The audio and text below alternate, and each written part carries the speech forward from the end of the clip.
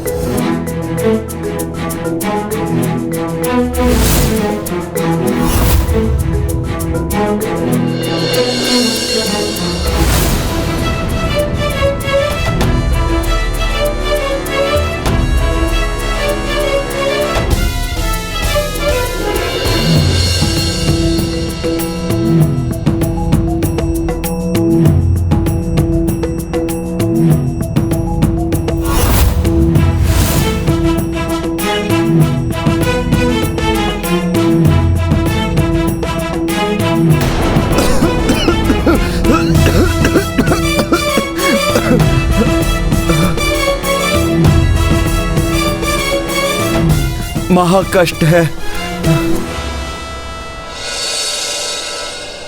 ये गाथा महाबली हनुमत की, रुचिकर लीला राम भगत की। जय जय जय रघुनंदन राम, जय जय जय महाबली हनुमान। क्षण भर में कपि बूटी लाए, हस्त से पीसी लेप लगाए।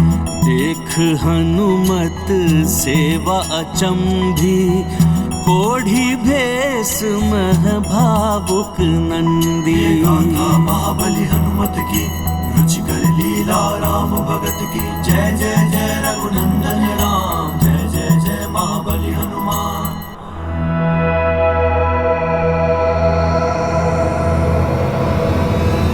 बस हनुमान बस।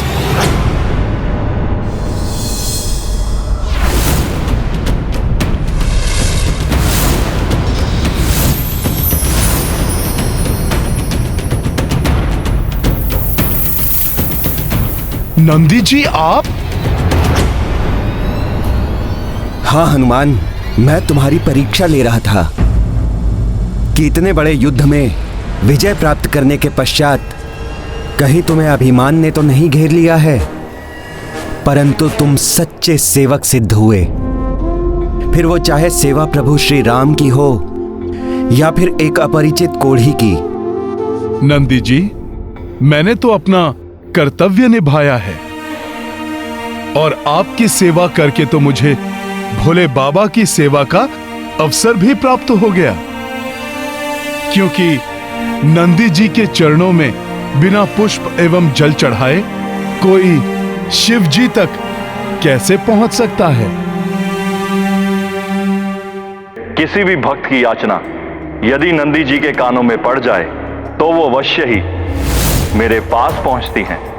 अन्यथा मेरे तप अथवा विश्राम में किसी भी प्रकार का व्यवधान ना आए, इसलिए नंदी मेरे प्रत्येक भक्तों को मेरे समीप नहीं पहुंचने देता।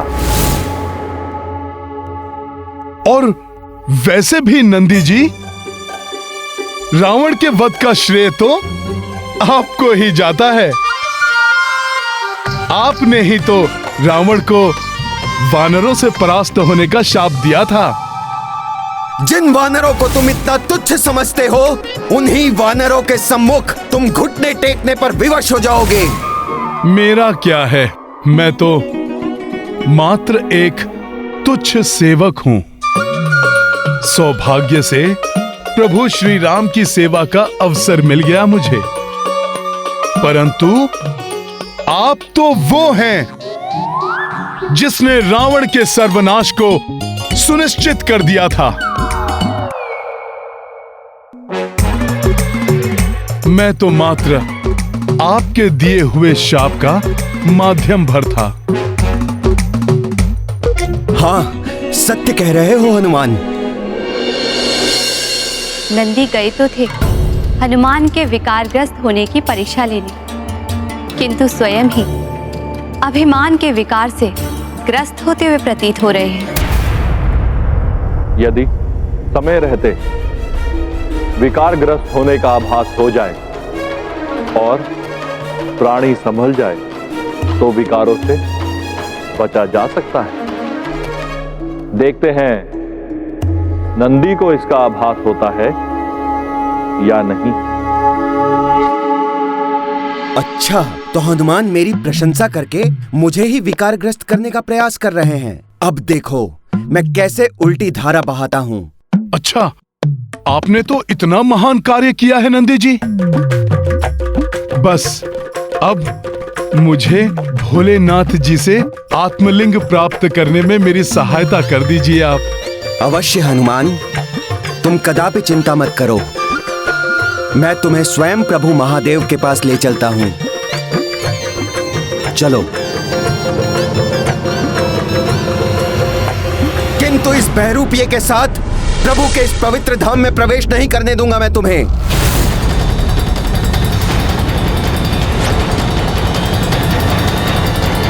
ये क्या?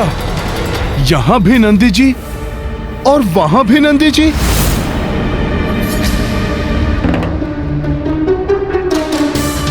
मैं आत्मलिंग लेकर समय पर नहीं पहुंचा तो प्रभु की पूजा का मुहूर्त निकल जाएगा और प्रभु प्रतीक्षा करेंगे तो अयोध्या पहुंचने में विलंब हो सकता है। फिर प्रभु को विलंब होते देख अयोध्या में कहीं कुमार भरत कोई अनिष्ट न कर बैठें।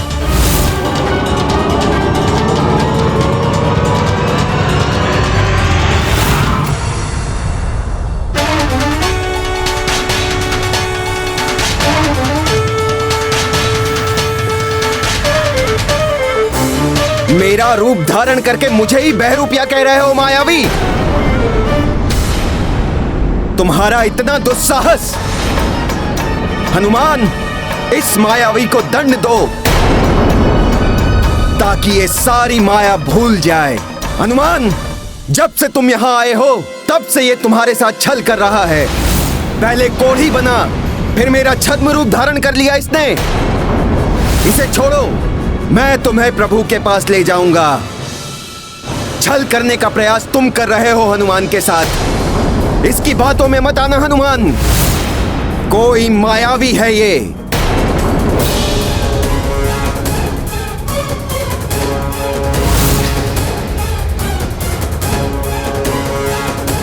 ये दोनों तो समान ही दिखाई दे रहे हैं, जैसे एक दूसरे का ही प्रतिबिंब हो। इनमें कौन वास्तविक नंदी है, कौन नहीं, ये ज्ञात ही नहीं हो पा रहा है। तुम हनुमान के कार्य में अनावश्यक रूप से विलंब करा रहे हो। लेकिन क्या करूं मैं, किनकी बात मानूं? आप दोनों तो पूर्णतया एक समान ही दिखाई दे रहे हैं। हनुमान, ये तुम्हारे महत्वपूर्ण कार्य में विलंब कर रहा है। मेरा विश्वास करो, इस छद्म को यहां से दूर कहीं अनंत में फेंक दो। हनुमान, भोलेनाथ तक मैं तुम्हें ले जाऊंगा, किंतु उससे पहले तुम इस बहरूपिये को मेरे सम्मुख से हटा लो। अन्यथा यदि मुझे क्रोध आ गया तो अनर्थ हो जाएगा। मेरे क्रोध से परिचित होना तुम चलिए, सारी सृष्टि को हिलाकर रख दूंगा मैं। हनुमान मेरे क्रोध से भली भांति परिचित है। इनकी बाल अवस्था में क्या हुआ था इन्हें सब स्मरण है।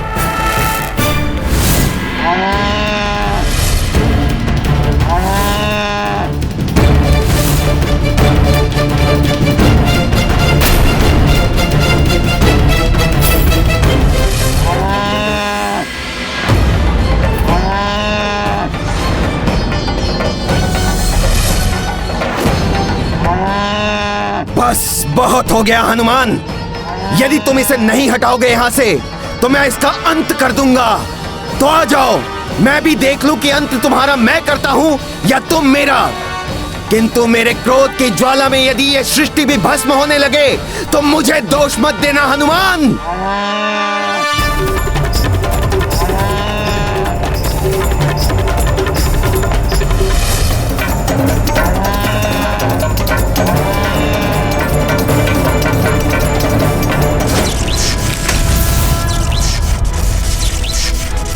ये दोनों दिखने में तो समान हैं ही, समान रूप से शक्तिवान भी दिखाई दे रहे हैं।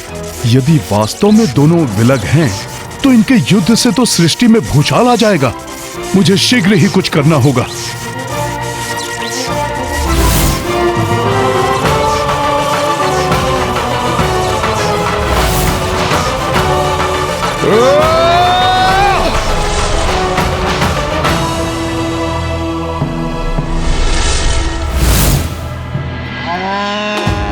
रुक जाइए, मैं जान गया हूं कि कौन वास्तविक नंदी है।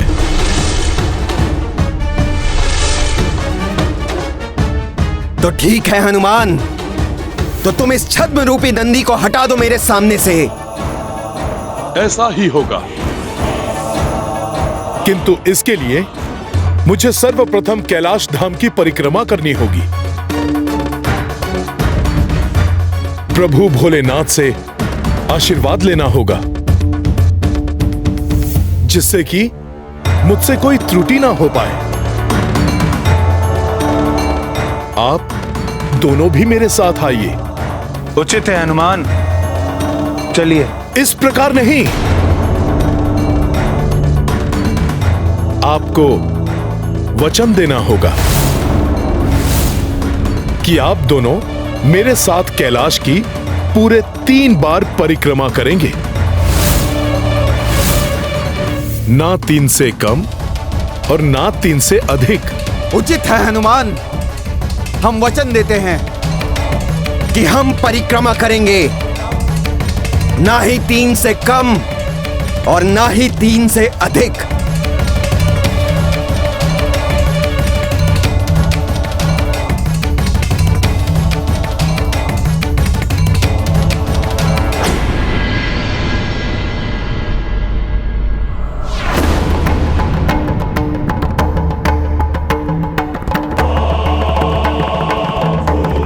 ओम तत्पुरुषाय विद्महे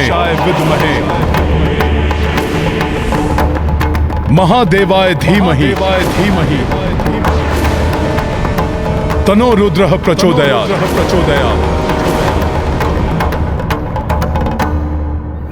ओहो, हनुमान ने तो अपने बुद्धि चातुर्य से हमें ही उलझा लिया और हम समझ ही नहीं पाए। हम दोनों की एक ही फेरी में 2 परिक्रमा हो गई है। अब यदि एक और फेरी की तो 4 परिक्रमा हो जाएंगी, किंतु हमने तो मात्र 3 ही परिक्रमा का वचन दिया है। ओम तत्पुरुषाय विद्महे महादेवाय धीमहि। अब तो फंस गए हम, क्या करें क्या नहीं, कुछ समझ में नहीं आ रहा है।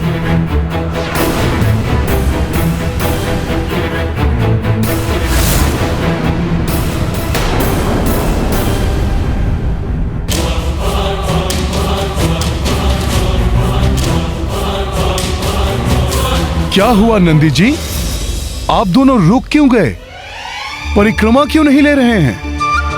आप दोनों ने तो 3 परिक्रमा लेने का वचन दिया है, ना 3 से अधिक और ना ही 3 से कम। मैं तो हनुमान की कड़ी परीक्षा लेने वाला था, यहाँ तो हनुमान ही मेरी परीक्षा लेने लगे। कैलाश धाम में होकर भी, मेरे भोले बाबा के भक्त होकर भी, 3 परिक्रमा का वचन देकर भी अब आप वचन तोड़ रहे हैं। सोच लीजिए, कैलाश धाम में ऐसा वचन देने का अर्थ है भोले बाबा को ही वचन देना, और यदि अब आपने वचन नहीं निभाया तो बहुत बड़े पाप के भागी बनेंगे आप। किसी की परीक्षा बार बार नहीं ली जाती, एक बार में ही मनुष्य की पहचान हो जाती है। अब पुनः परीक्षा लेते लेते स्वयं ही परीक्षा का सामना करना पड़ रहा है नंदी को। आशा है नंदी को ये समझ में आ गया होगा कि हनुमान बल में ही नहीं, बुद्धि में भी अतुलित है। अब तो 2 से 1 हो जाइए और एक परिक्रमा लेकर अपना वचन पूर्ण कीजिए। इसके अतिरिक्त अन्य और कोई विकल्प नहीं है आपके पास। हनुमान, अब मैं पूरी तरह आश्वस्त हो गया हूं कि तुम्हें कोई भी विकार स्पर्श नहीं कर सकता, फिर वो चाहे अभिमान हो या क्रोध, लोभ हो या मोह या फिर मत्सर, सभी विकार तुमसे दूर ही रहेंगे। तो नंदी जी, अब मुझे शीघ्र ही भोले बाबा के पास ले चलिए। अवश्य हनुमान, किंतु ये तृतीय परिक्रमा पूर्ण करने के पश्चात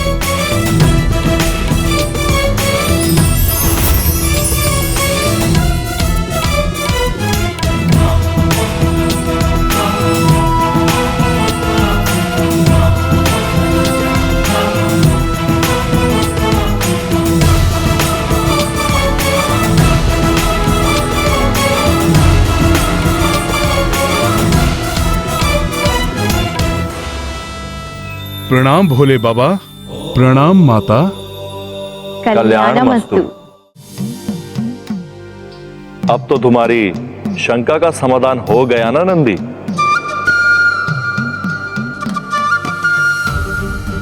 हो गई हनुमान की परीक्षा। भोले बाबा, जिन प्रभु श्री राम की कृपा से मैं हर एक परीक्षा में सफल रहा, उन्हीं के कार्य हेतु मैं आपके पास आया हूं। मुझे ज्ञात है हनुमान, एवं ये भी जानता हूं कि इसके लिए तुम्हारे पास बहुत ही कम समय शेष है। तो प्रभु, कृपया शीघ्र ही मुझे अपना आत्मलिंग देने की कृपा करें। हनुमान, मेरे आत्मलिंग को प्राप्त करने के लिए बहुत ही कठोर तपस्या करनी पड़ती है। रावण ने तो अपने शीश तक मुझे अर्पित कर दिए थे। अब यदि मैं तुम्हें ऐसे ही आत्मलिंग प्रदान कर दूं, तो यह पक्षपात होगा। भोले बाबा, यदि आपने आत्मलिंग नहीं दिया तो प्रभु की पूजा पूर्ण नहीं हो पाएगी। वो ब्रह्म हत्या के पातक से मुक्त कैसे हो पाएंगे? और प्रभु, मुझे पूर्ण विश्वास है कि इस कार्य से कोई पक्षपात नहीं होगा। वो कैसे हनुमान? वो ऐसे प्रभु कि रावण ने तो आपसे आपकी ही वस्तु मांगी थी, परंतु प्रभु श्री राम तो आपसे अपनी वस्तु मांग रहे हैं।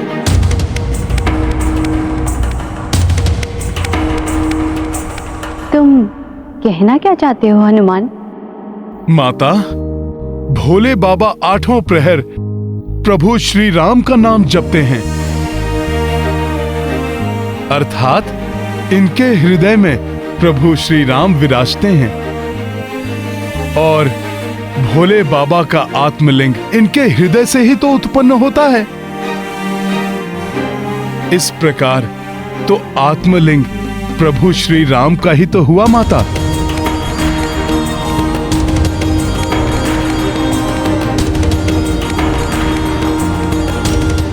तुम्हारा कथन तो उचित ही है हनुमान। और वैसे भी प्रभु, आप उनसे जुड़े हुए हैं और वो आपसे, तो आप दोनों पृथक ही कहां हैं? अतः आपका आत्मलिंग उन्हीं का तो है।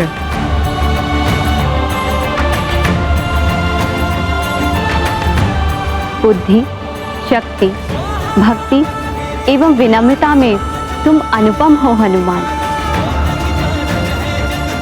भक्ति की महिमा को तुमसे अधिक कौन समझ सकता है हनुमान? सच्ची भक्ति भक्त को भगवान से एकाकार कर देती है। तो एक सच्चा भक्त कैलाश धाम से रिक्त हाथ कैसे लौट सकता है? हनुमान अवश्य ही समय रहते लौट आएंगे। तब तक हम पूजा की पूर्ण व्यवस्था कर लेते हैं। प्रभु, मैं हवन सामग्री इत्यादि एकत्रित करता हूँ। मैं और नल पूजा के लिए पुष्प चुनकर ले आएंगे। प्रभु, मैं बेलपत्र एकत्रित करके आता हूँ। ठीक है, आप सब व्यवस्था आरंभ कीजिए।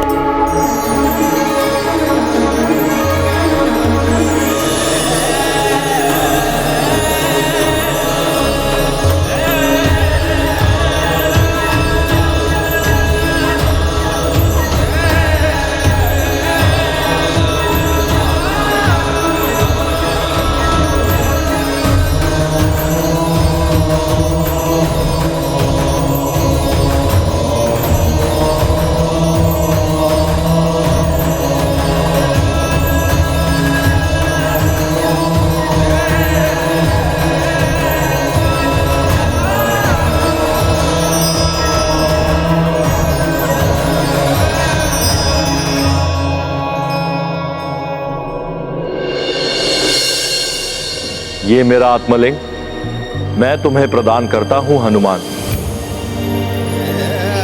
सर्व पातक हरता, सर्व सुख करता है यह आत्मलिंग। इसे तुम श्री राम के पास ले जाओ।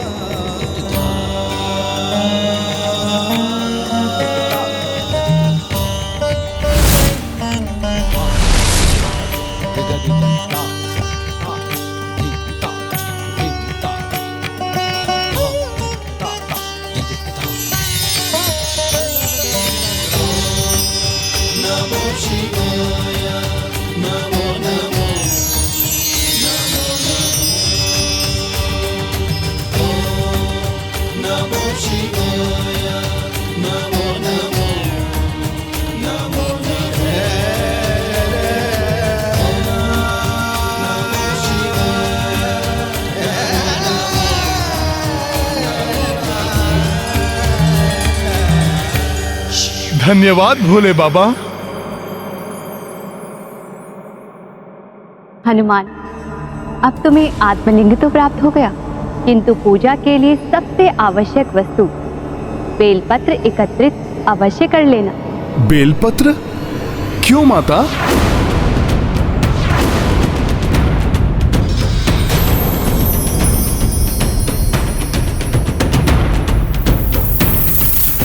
व्यक्ति यदि विनम्रता के साथ बुद्धि और विवेक का प्रयोग करे तो कठिन से कठिन कार्य में सरलता से सफलता प्राप्त कर सकता है।